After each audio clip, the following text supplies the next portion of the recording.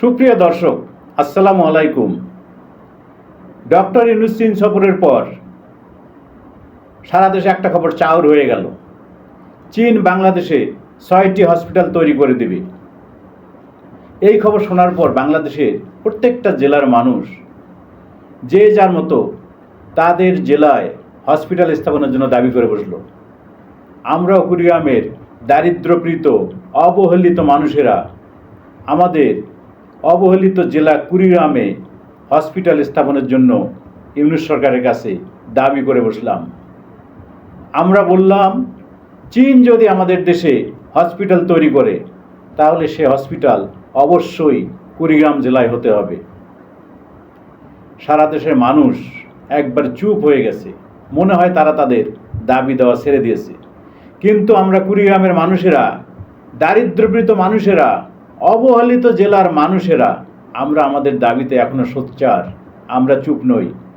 আমাদের এখনো দাবি, একটাই দাবি, কুড়িগ্রামে হসপিটাল হতে হবে।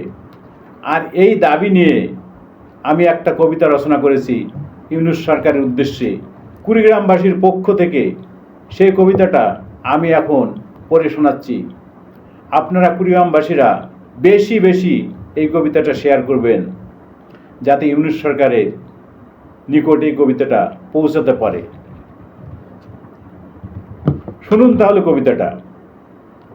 ইউনূস স্যার গো স্যার, একটু তাকান উত্তরে আপনার ঘুরাইয়া দামি ঘাড়।